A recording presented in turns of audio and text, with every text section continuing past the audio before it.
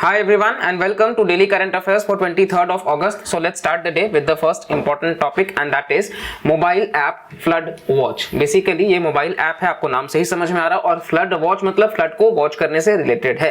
तो सवाल हो सकता है, देखिए ऐसे आप हो सकता है प्रीलिम्स में डायरेक्ट सवाल ना आए क्योंकि ये तो नाम से ही समझ में आ रहा है, लेकिन आप ऐसे ऐप्स को मेंस आंसर राइटिंग में आप दिखा सकते हो कि गवर्नेंस का यूज करके हम कितना बेटर तरीके से डिजास्टर मैनेजमेंट को भी कंट्रोल कर पा रहे हैं। तो इस तरीके से आप पॉइंट्स को मतलब एक्चुअली नोट कर सकते हो। अगर आप नोट्स बना रहे हो तो आप GS1, GS2, GS3, GS4 इनका आप अलग एक डायरी मेंटेन करते चलो सबका, और फिर उसके हिसाब से वो पॉइंट्स आप ऐड कर सकते हो सेक्शनल वाइज। तो उसमें आप जरूर इस पॉइंट को ऐड कर लीजिएगा।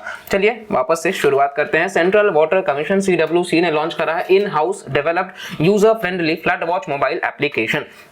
सबसे इंपॉर्टेंट अगर प्रीलिम्स में सवाल आता है कि किसने लॉन्च किया है तो सेंट्रल वाटर कमीशन, सिर्फ इतना ही आपको ध्यान रखना है। एम है तो डिससेमिनेट इंफॉर्मेशन जो कि फ्लड सिचुएशन से जुड़ा होगा। चलिए इसका की फीचर्स है कि फोरकास्ट करना एक इंटरएक्टिव मैप से, और यूजर्स जो है वो चेक रख सकते हैं CWC फ्लड फोरकास्ट पे, ठीक है, 24 घंटे तक के आसपास का। ऐप जो है वो यूटिलाइज करता है near real time river flow data, ठीक है। ये रियल टाइम रिवर फ्लो का जो भी डेटा होगा वो रियल टाइम पे होगा, मतलब कि जो भी करंट होगा उसके अकॉर्डिंग होगा। और ये आप देखोगे तो रीडेबल है और ऑडियो ब्रॉडकास्ट भी देखने को आपको मिल जाएगा। वो जो भी इंफॉर्मेशन होगा वो दो लैंग्वेजेस में फॉर द टाइम बीइंग है, that is English and Hindi.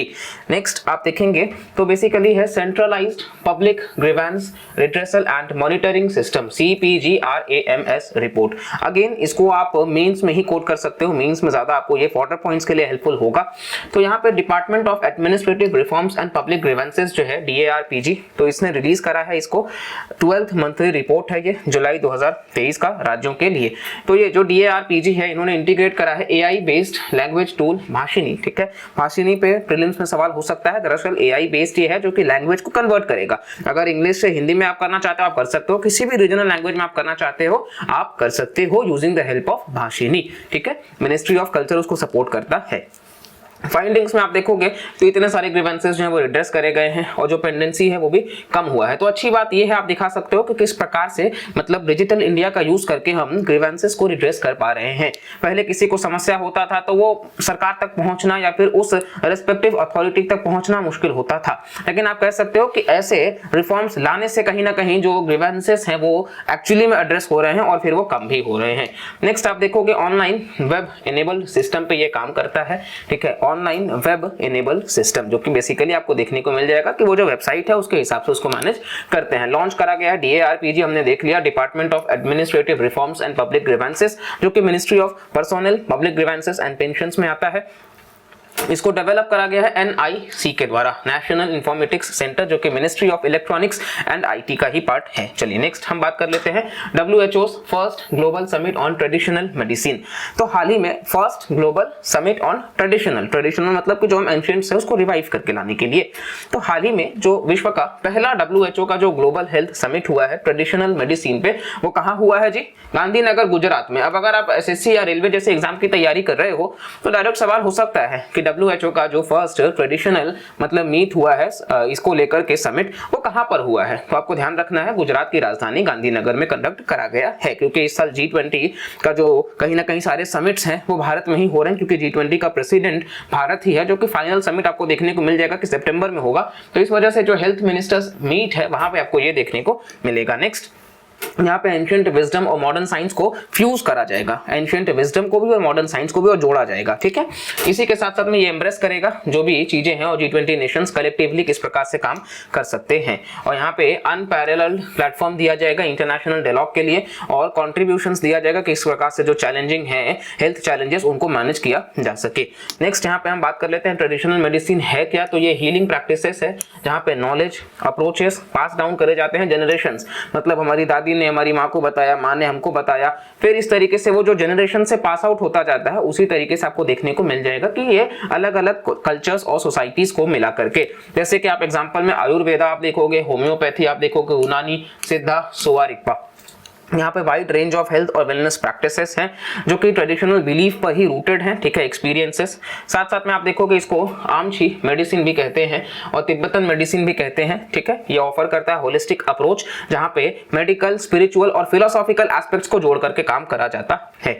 WHO का जो ग्लोबल सेंटर है ट्रेडिशनल मेडिसिन का, ये नॉलेज सेंटर है, ठीक है, और ये लोकेटेड है जामनगर गुजरात में। तो इसका लोकेशन आपको ध्यान रखना है कि ये लोकेटेड ही है जामनगर गुजरात में। Jamnagar is famous for oil refinery, ठीक है। चलिए, और ये एक स्ट्रैटेजिक फोकस देता है एविडेंस पे, लर्निंग पे, डेटा एनालिटिक्स पे, इन सभी चीजों पे।